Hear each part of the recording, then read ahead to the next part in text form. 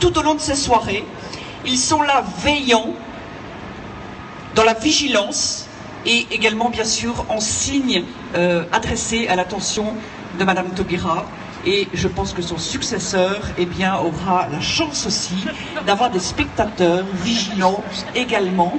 Non pas des spectateurs qui sont dans le vide de la pensée, dans le verbe, comme une certaine Madame Taubira, mais qui eux ont réfléchi profondément, qui eux ont réfléchi réellement à ces questions si humaines, si importantes, du mariage, de la filiation, de la relation parent-enfant, du père et de la mère, de l'homme et de la femme, de la paternité et de la maternité, des questions fondamentales qui concernent toute l'humanité et qui bien sûr touchent chacun de nous profondément.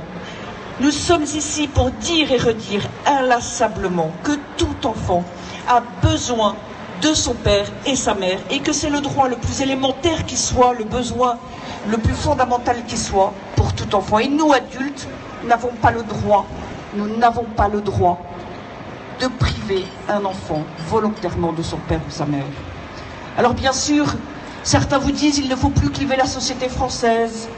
Certains vous disent le sujet est clos. Certains vous disent ça va être compliqué de revenir sur la loi Taubira, en fait c'est impossible. Tout ça c'est des faux prétextes. C'est des faux prétextes.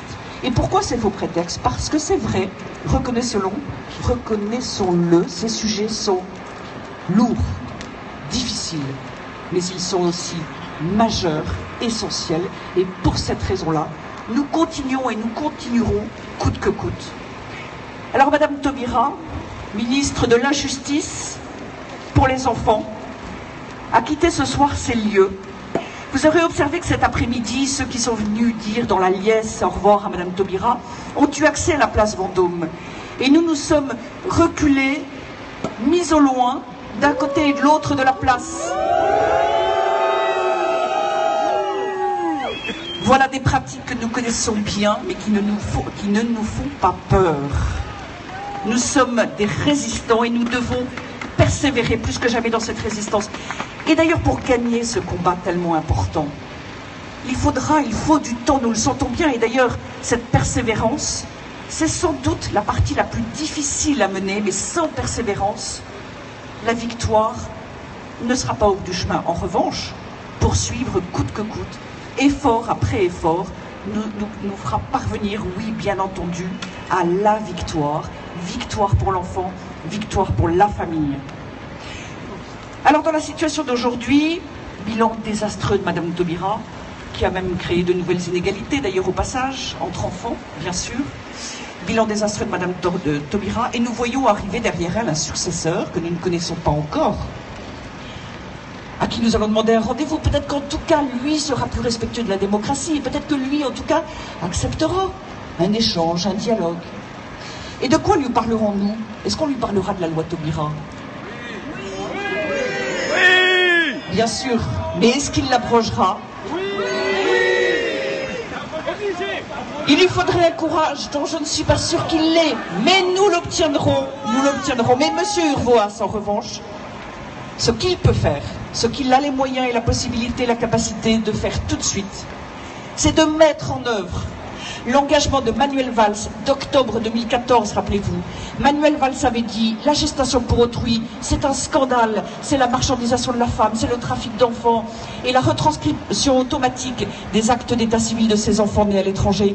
La retranscription automatique à l'état civil français revient dans les faits à légaliser la gestation pour autrui. » Alors, Monsieur Urvoas, la circulaire Taubira, qui justement est exactement contraire à l'engagement de Monsieur Valls, cette circulaire Taubira, eh bien, il va vous falloir la supprimer, la faire disparaître. Et ça, ce sera en tout cas une petite première étape de la mise en œuvre, de la mise en acte de l'engagement pris par Monsieur Valls.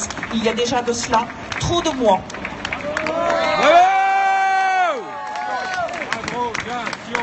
Enfin, je vous rappelle que Madame Taubira a incarné ce sujet de mariage et d'adoption pour les couples de 2 hommes ou de 2 femmes.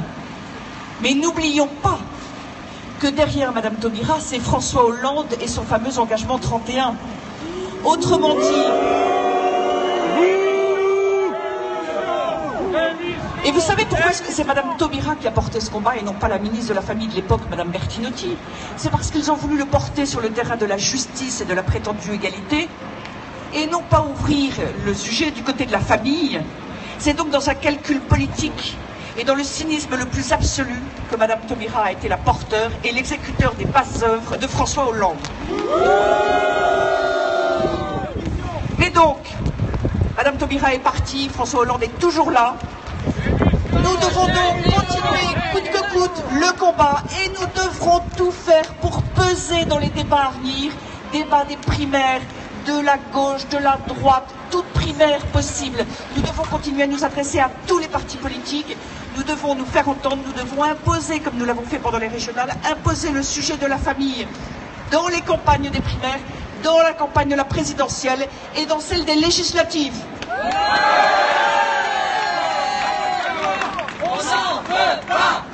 Et c'est donc en 2017 que si nous avons agi avec persévérance, avec insistance, avec intelligence, eh bien, c'est à ce moment-là que, potentiellement, nous pourrons abroger cette loi Taubira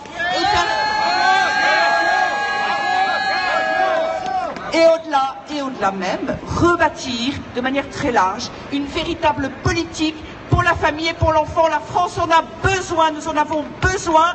Vive la France!